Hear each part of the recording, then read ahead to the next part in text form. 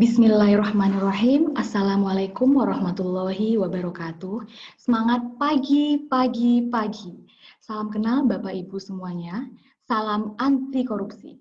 Baiklah, pada pagi hari ini izinkan saya untuk memperkenalkan diri. Nama saya Herli Marlina. Saya merupakan salah seorang auditor di Inspektorat Kabupaten Bengkalis dan pada saat ini saya berperan sebagai calon penyuluh anti korupsi di Kabupaten Bengkalis. Sebelum saya memulai pelaksanaan kegiatan penyuluhan ini, izinkan saya untuk menyampaikan sebuah pantun. Sarapan pagi di warung kopi, makannya kebab dengan mie kuah. Bersama kita lawan korupsi supaya hidup lebih bermarwah. Baiklah Bapak Ibu, kita langsung saja kepada materi penyuluhan kita pada pagi hari ini. Izinkan saya untuk melakukan share screen terkait materi yang akan disampaikan pada pagi hari ini.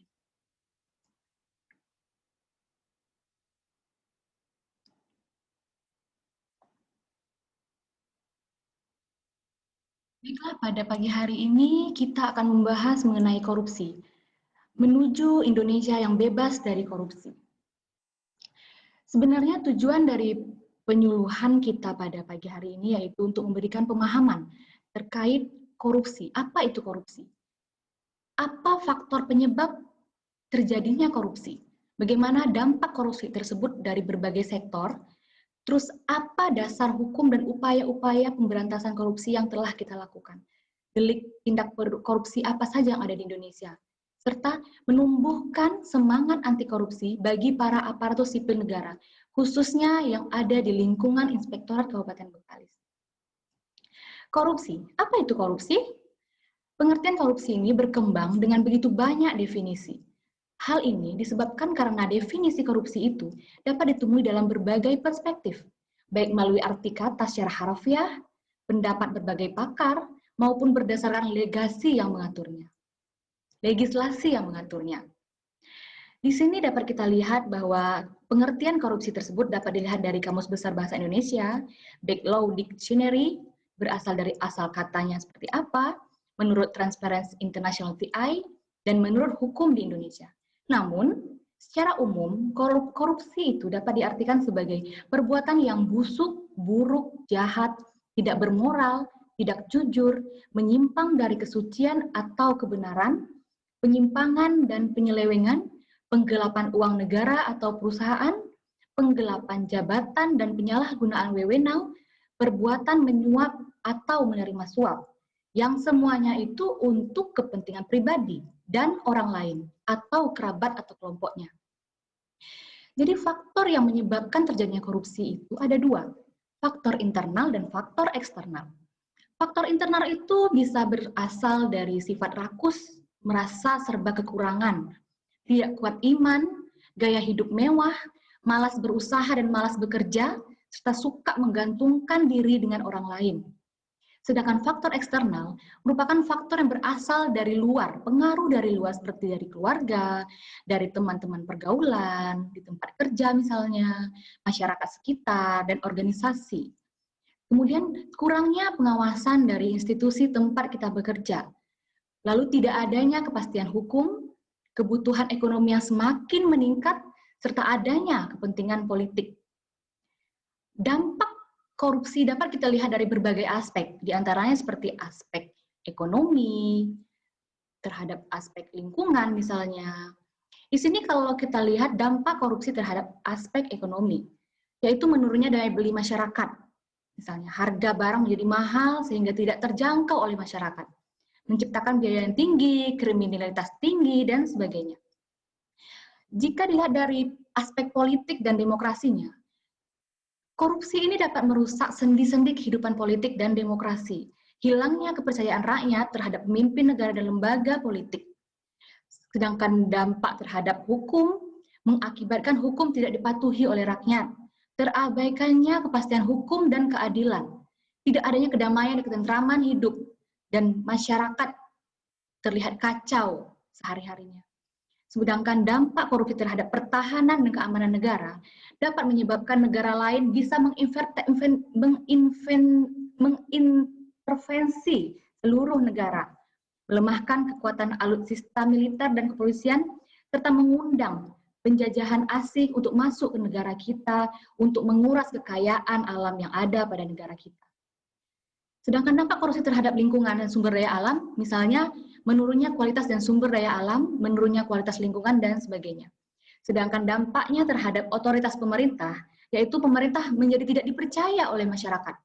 Lembaga hukum tidak dipatuhi oleh rakyat, berkurangnya kepercayaan rakyat kepada pemerintah, dan dicabutnya kekuasaan pemerintah. Dasar hukum dari pemberantasan korupsi di Indonesia itu antara lain Undang-Undang Nomor 15 Tahun 2002 tentang Tindak Pidana Pencucian Uang, Undang-Undang Nomor 30 Tahun 2020 tentang Komisi Pemberantasan Tindak Pidana Korupsi, Undang-Undang Nomor 20 Tahun 2001 tentang Pemberantasan Tindak Pidana Korupsi, Undang-Undang Nomor 31 Tahun 1999 tentang Pemberantasan Tindak Pidana Korupsi, Undang-Undang Nomor 28 Tahun 1999 tentang Penyelenggaraan Negara yang Bersih dan Bebas dari KKN. Ketetapan MPR Nomor 10/MPR/1998 tentang Penyelenggaraan Negara yang Bersih, Undang-Undang Nomor 3 Tahun 1971 tentang Pemberantasan Tindak Pidana Korupsi dan Bebas KKN, serta Peraturan Pemerintah Nomor 71 Tahun 2000 tentang tata cara pelaksanaan peran serta masyarakat dan pembinaan dan pemberian penghargaan dalam pencegahan dan pemberantasan tindak pidana korupsi. Strategi apa yang sudah kita lakukan dan akan kita lakukan nantinya untuk pemberantasan korupsi ini? Ada 3 strategi. Yang pertama yaitu strategi represif, yaitu upaya penindakan hukum untuk menyeret koruptor ke pengadilan. Ini dapat dilakukan oleh aparat penegak hukum yang ada di Indonesia. Yang kedua yaitu strategi perbaikan sistem. Dapat dilakukan melalui mendorong transparansi penyelenggaraan negara, memberikan rekom kepada kementerian dan lembaga untuk melakukan langkah-langkah perbaikan, serta memodernisasi pelayanan publik dengan online dan sistem pengawasan yang terintegrasi agar lebih transparan dan efektif. Sedangkan strategi yang ketiga yaitu edukasi dan kampanye, seperti yang mungkin saya lakukan saat ini, yaitu melakukan penyuluhan, yaitu melalui sistem pembelajaran pendidikan anti korupsi dengan tujuan untuk membangkitkan kesadaran masyarakat mengenai dampak korupsi dan mengajak masyarakat untuk terlibat dalam gerakan pemberantasan korupsi, serta membangun perilaku dan budaya anti korupsi dengan melibatkan masyarakat, mahasiswa, bahkan sampai pada anak usia dini. Apa sih tujuan akhir dari usaha-usaha tersebut? Yang pertama yaitu penegakan hukum. Penegak hukum mampu menjaga negeri ini dan berani untuk tidak korupsi. Kedua, rakyat menjadi makmur, sejahtera, berintegritas, dan bersikap anti korupsi. Ketiga, terwujudnya pemimpin yang amanah dan dekat dengan rakyat. Lingkungan terjaga dan sumber daya alam dikelola secara berkelanjutan. Delik tindak pidana korupsi di Indonesia dirumuskan dari 13 pasal yang ada pada Undang-Undang Nomor 31 Tahun 1999 junto Undang-Undang Nomor 20 Tahun 2001 yang dikelompokkan menjadi 7 kelompok. Dan di sini saya akan memperlihatkan jenis-jenis dari delik pidana korupsi tersebut. Yang pertama yaitu kerugian keuangan negara, yaitu dalam bentuk melawan hukum dan memperkaya diri sendiri dan dapat merugikan keuangan negara misalnya, dan sebagainya. Yang kedua yaitu suap menyuap, yaitu penyuap PNS, pemberian hadiah yang berhubungan jabatan, menyuap hakim, advokat. Kemudian ketiga, penggelapan dalam jabatan. Ini misalnya pegawai negeri menggelapkan uang, memasukkan buku pemeriksaan administrasi, merusak bukti misalnya. Keempat itu perbuatan pemerasan. Pegawai negeri memeras dan pegawai negeri memeras pegawai negeri yang lain misalnya. Kelima, perbuatan curang. Misalnya gitu. Keenam yaitu benturan kepentingan dalam pengadaan. Dan terakhir yaitu gratifikasi. Itu pegawai negeri itu menerima gratifikasi dan tidak dilaporkan kepada KPK. Jadi kita sering mengenal adanya istilah-istilah gratifikasi, uang pelicin, pemerasan, dan suap. Namun sebenarnya hal ini merupakan sesuatu yang berbeda satu sama lainnya. Jadi untuk itu bisa kita perhatikan di mana letak perbedaannya. Gratifikasi itu terjadi apabila pihak pengguna layanan memberikan sesuatu kepada pemberi layanan tanpa adanya penawaran, transaksi ataupun deal untuk mencapai tujuan tertentu yang diinginkan ataupun tanpa adanya maksud apapun. Namun ini diberikan sebagai bentuk pancingan. Jika seandainya kita terpancing, mungkin dalam bentuk lain bisa dilakukan oleh sang pemberi gratifikasi tersebut. Yang kedua yaitu uang pelicin. Terjadi apabila pengguna jasa secara aktif menawarkan imbalan berupa uang kepada petugas layanan dengan maksud agar tujuannya lebih cepat tercapai walaupun ia melanggar prosedur. Jadi uang pelicin ini termasuk bagian dari suap, namun dalam bentuk skala yang lebih kecil, tetapi tidak tertutup juga kemungkinan dilakukan dalam jumlah yang besar. Kemudian pemerasan. Pemerasan itu terjadi apabila petugas layanan secara aktif menawarkan jasa atau meminta imbalan kepada pengguna layanan dengan maksud agar dapat membantu percepat terjadinya proses meskipun itu melanggar dari prosedur yang ada. Sedangkan suap terjadi apabila pengguna jasa secara aktif menawarkan imbalan kepada petugas layanan dengan maksud agar tujuannya lebih cepat tercapai. Dan pastinya akan melanggar prosedur yang ada. Jadi kita bisa lihat perbedaan antara gratifikasi, suap, pemerasan, dan uang pelicin. Terus bagaimana sikap kita terhadap hal-hal tersebut? Yang pertama yang harus ditolak gitu. Tapi jika seandainya memang kita mungkin agak sungkan atau takut merasa menyinggung perasaan yang memberi, kita bisa menerima, namun kita harus segera laporkan. Sesuai dengan pasal 16 Undang-Undang Nomor 30 Tahun 2002, yaitu harus melaporkan kepada unit pengendalian gratifikasi melalui aplikasi sigap-upg.pertanian.go.id. Kemudian mungkin kita selaku negara Indonesia mungkin bisa mencontoh sebagai role model negara anti korupsi, yaitu negara Denmark. Negara Denmark ini dia merupakan negara yang menempati peringkat pertama sebagai negara yang paling bebas dari korupsi, kemudian disusul oleh Selandia Baru dan Finlandia. Di Denmark ini sangat transparan gitu. Pajak-pajaknya memang tinggi, cuman tetap kembali lagi pada masyarakat, misalnya dalam bentuk fasilitas kesehatan, fasilitas pendidikan gitu. Jadi kuncinya apa sebenarnya? Kuncinya yaitu integritas. Apa yang bikin negara ini minim? Yaitu tadi rasa percaya menjadi hal yang ditumbuh di masyarakat dalam hubungan sosial.